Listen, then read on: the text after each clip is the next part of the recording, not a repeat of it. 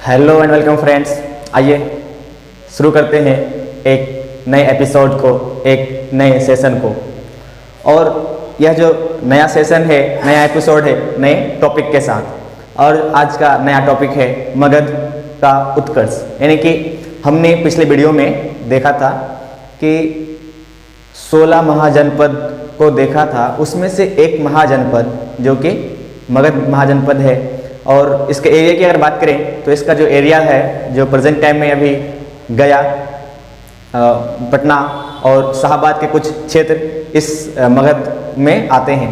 और आज हम इसी को डिस्कस करेंगे कि आखिर मगध ही क्यों मतलब विकास किया या फिर उसका उत्कर्ष हुआ और दूसरे महाजनपद क्यों नहीं हुए। तो देखते हैं सबसे पहले इसके क्या क्या कारण थे। तो कारण में हम लोग देख सकते हैं भौतिक कारण, भौगोलिक कारण और राजनीतिक कारण। तो सबसे पहले हम लोग देखते हैं कि इसके कारण में जो ये आर्थिक कारण है, हम कह सकते हैं कि जो 6th सेंचुरी BC का अगर बात करें तो इस वक्त तक में लोहे का इस्तेमाल होना शुरू हो जाता है। और लोहे के इस्तेमाल से अच्छे अच्छे औजार और अच्छे अच्छे हथियार बन जाते हैं, जिससे कि कृषि का विकास होता है। और इस कृषि के विकास होने से सरप्लस एग्रीकल्चर होता है, यानी कि अधिशेष बचता है। और इस अधिशेष कृषि की वजह से लोगों का जीवन में स्थायित्व आता है और साथ ही राजा को ज़्यादा से ज़्यादा धन की प्राप्ति होती है या फिर अनाज की प्राप्ति होती है। उससे वो अपना एक सेना रखने के लिए अपना एक बंदोबस्त करती है, उसके लिए उसके पास पैसे या फिर उसको बोल सकते हैं संसाधन हो जाता है। और यह जो क्षेत्र था मगध का, पटना, ये एक सामरिक दृष्टि से बहुत ही महत्वपूर्ण था। यानी कि यहाँ पर जो है लोह खनिज अगर बात करें तो बहुत प्रचुर मात्रा में वहाँ पर भंडार पाए गए। तो ये भी एक कारण था कि वहाँ पर उसको आसानी से उसका इस्तेमाल कर नए नए औजार और नए नए हथियार बनाए और इससे उसका मगध का उत्कर्ष में हाथ रहा। आइए देखते हैं यहाँ पे कुछ महत्वाकांक्षी शासक भी हुए मगध के, जिसमें बिंबिसार, अजातशत्रु और महापद्मनंद, ये कुछ बहुत ही महत्वाकांक्षी शासक हुए जिनका भी योगदान रहा मगध के उत्कर्ष में। साथ ही लोहे का उपयोग, जिससे कि कृषि जो है अधिशेष कृषि का उपज होता है, उससे फिर इसको बढ़ावा मिलता है। और अधिशेष उपज से व्यापार को भी बढ़ावा मिलता है, जो भी एक कारण है। उसके बाद लोहे का भंडार भी, खनिज भंडार भी मिलता है। उसके बाद ये जो क्षेत्र है पटना का, जो कि गंगा यमुना नदी के किनारे का जो संगम है, जो एरिया है, वो एरिया बहुत ही ज़्यादा फर्टाइल एरिया था, जिससे कि आसानी से वहाँ पर बिना सिंचाई के बहुत अधिक मात्रा में कृषि उगाया जा सकता था। तो यह भी एक कारण था कि उर्वरक प्रदेश होने की वजह से भी मगध का उत्कर्ष हो पाया। और ये जो एरिया है नदी से घिरे हुए थे, और नदी से घिरे हुए होने की वजह से ये सेफ भी था, दूसरे लोग वहाँ पर आकर आक्रमण कर नहीं सकते थे। और एक फ़ायदा इससे ये हुआ कि ये जो संचार व्यवस्था बोल सकते हैं, जिसमें यातायात की जो व्यवस्था है नदी के द्वारा आसानी से किया जा सकता था। तो ये बहुत सारे कारण देखे हमने कि जिसकी वजह से मगध का ही उत्कर्ष होता है। चलिए आगे देखते हैं मगध के बारे में। तो मगध का जो सबसे प्राचीनतम वंश था, उस वंश का संस्थापक बृहद्रथ को माना जाता है। बृहद्रथ को मगध वंश का सबसे प्राचीन संस्थापक माना जाता है, जिसका पुत्र जरासंध थे। इसके विषय बहुत ज़्यादा जानकारी नहीं है। उसके बाद हम देखते हैं कि मगध में जो वंश आए, वो जिसमें सबसे पहला हर्यक वंश हुए, फिर शिशुनाग वंश हुए, उसके बाद नंद वंश और फिर मौर्य वंश। तो आज हम लोग इस टॉपिक में इन तीनों को डिस्कस करेंगे, हर्यक वंश को, शिशुनाग वंश को और नंद वंश को। मौर्य वंश को फिर हम लोग अगले सेशन में देखेंगे। तो आइए शुरू करते हैं हर्यक वंश को। बौद्ध ग्रंथ के अनुसार कहा जाता है कि हर्यक वंश का जो संस्थापक है बिंबिसार, उन्होंने 544 BC में गद्दी पर बैठा, मगध की गद्दी पर 544 ईसा पूर्व में बैठे। और वो 52 साल तक, यानी कि 492 BC तक शासन किया, यानी कि 52 सालों तक। और ये जो थे हर्यक वंश का सबसे प्रतापी शासक थे और संस्थापक भी थे बिंबिसार। और इन्होंने मगध का विस्तार शुरू किया। मगध राज का जो क्षेत्र है उसका विस्तार शुरू किया और मौर्य वंश के जो अशोक सम्राट थे, अशोक महान, उसके कलिंग विजय तक यह विस्तार चलता रहा। स्टार्ट होता है बिंबिसार से और चलता रहता है कलिंग विजय, अशोक के कलिंग विजय तक मगध का क्षेत्र विस्तार चलता रहता है।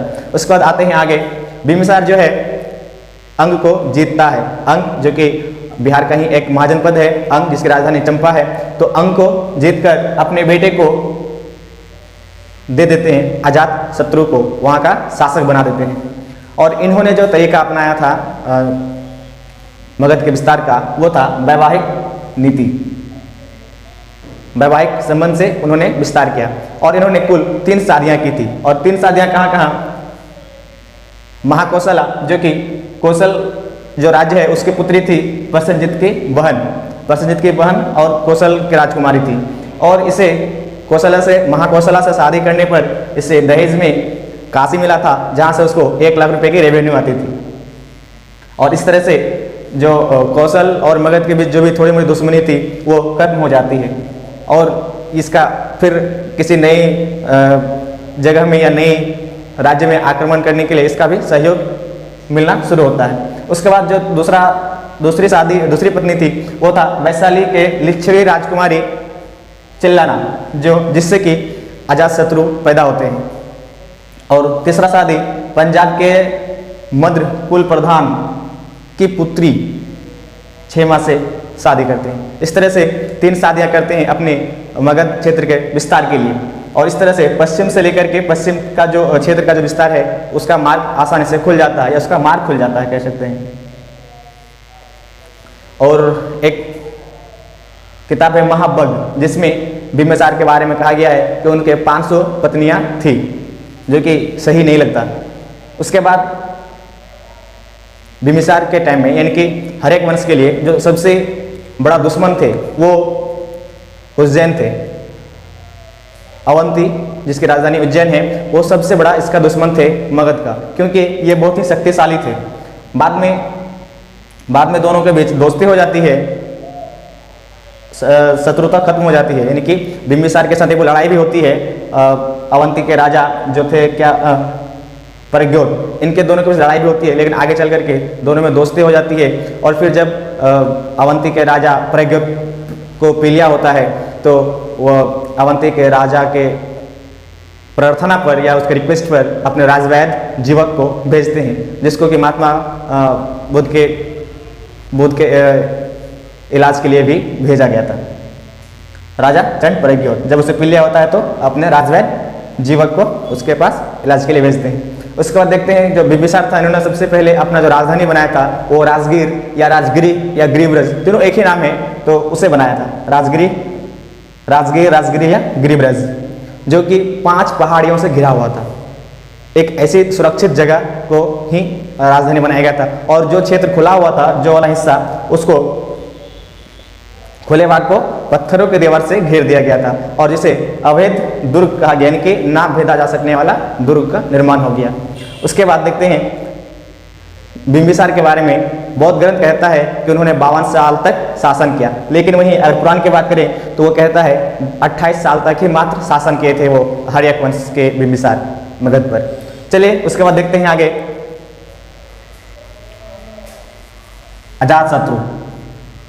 अजातशत्रु जो है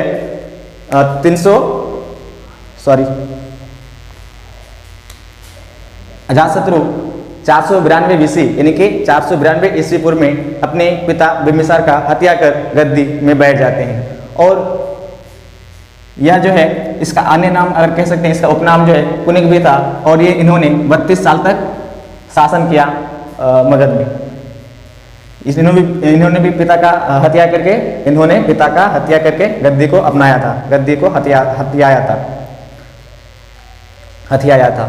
और इन्होंने जो राज्य के विस्तार के लिए जो नीति अपनाई थी वो कौन सी नीति थी? तो इन्होंने बहुत ही आक्रामक नीति को अपनाई थी। और इसी के रिस्पॉन्स में या इसका मुकाबला करने के लिए जो काशी और कौशल के जो राजा थे वो लोग आपस में मिल गए थे इसका मुकाबला करने के लिए, क्योंकि इन्होंने बहुत ही आक्रामक नीति अपनाई थी। जैसा कि हम लोगों ने देखा कि बिंबिसार ने क्षेत्र विस्तार के लिए वैवाहिक नीति को अपनाया था, लेकिन इन्होंने बहुत ही आक्रामक नीति को अपनाता है। उसके बाद देखते हैं मगध और कौशल के बीच एक लंबे समय तक संघर्ष चलता है और अंततः अजातशत्रु को ही विजयी मिलती है।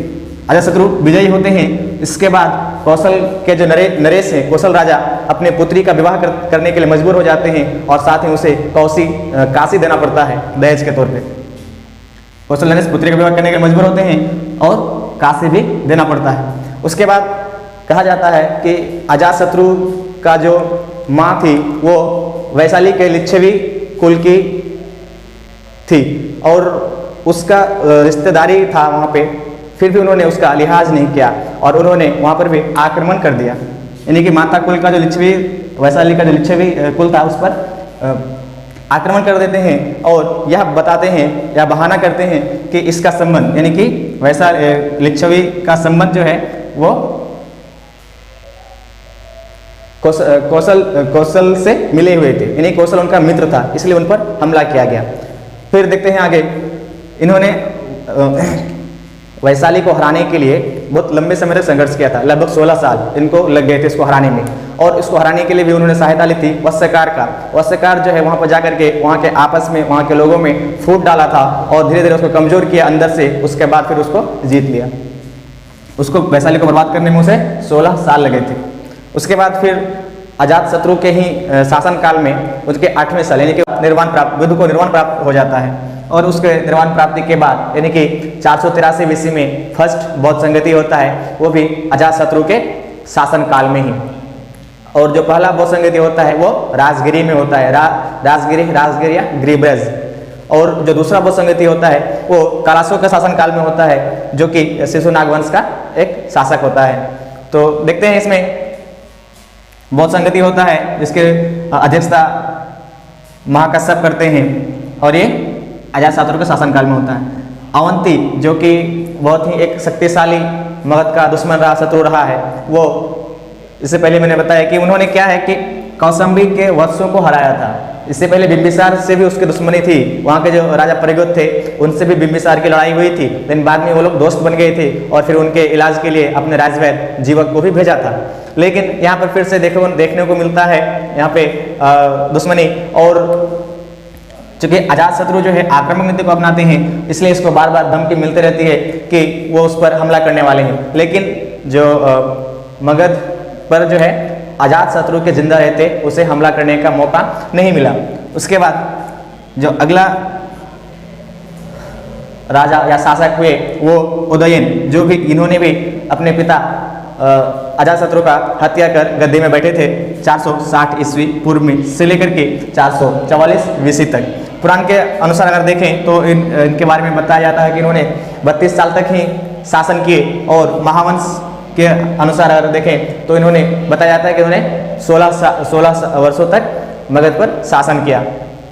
इन्होंने उदयन ने जो सबसे महत्वपूर्ण काम किए थे वो एक किले का निर्माण किया था गंगा, सोन और गंडक के संगम पर, यानी कि पटना में, जो कि मगध का एक सेंटर पार्ट था, यानी कि वो मगध का एक केंद्र था जिसको उन्होंने किले से घेर करके उसको सुरक्षा के लिए किले से घेरा था और फिर उसको यानी कि पाटलिपुत्र को अपनी राजधानी बनाई थी।